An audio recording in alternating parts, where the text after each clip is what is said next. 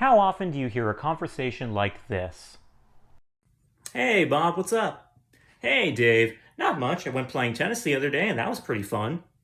Oh, I was out playing tennis just last week. Darn near sprained my knee in the process. I gotta be careful with this bad leg of mine, man. It acts up at the worst times and leaves me aching.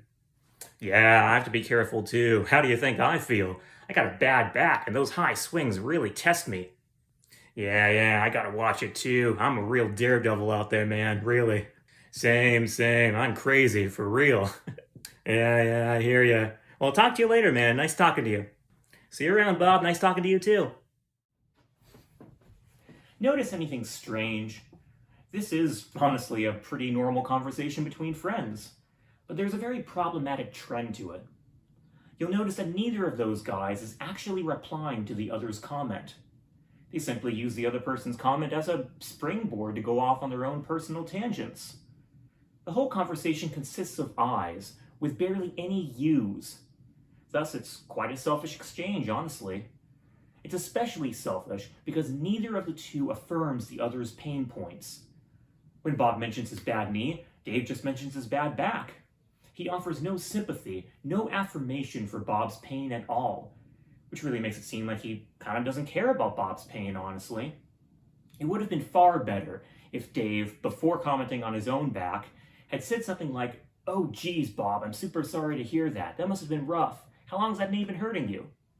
If he did this, he'd come off as a much more caring friend and would seem, well, less caught up in his own world.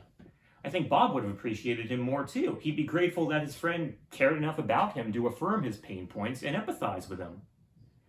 Now, you could say that Dave was trying to empathize with Bob's pain by relating a similar pain of his own. And that might be partly true, I don't know for sure. But to me, it still comes off rather tactless because Dave doesn't comment on what Bob just told him about his knee. Really, it should just be proper social etiquette to listen to somebody and comment on what they say before we talk about ourselves. This is especially important if the person we're talking to has related something pretty heavy to us, like the death of a relative, for example. You can't just shrug off something like that. It would make you appear pretty cold. Now, to be fair, I know that replying in a relevant, considerate way isn't easy. It's far simpler for us to relate our own experiences than focus on those of others. And in our culture, we've just gotten so used to going off on our own tangents during our conversations. Everyone does that nowadays.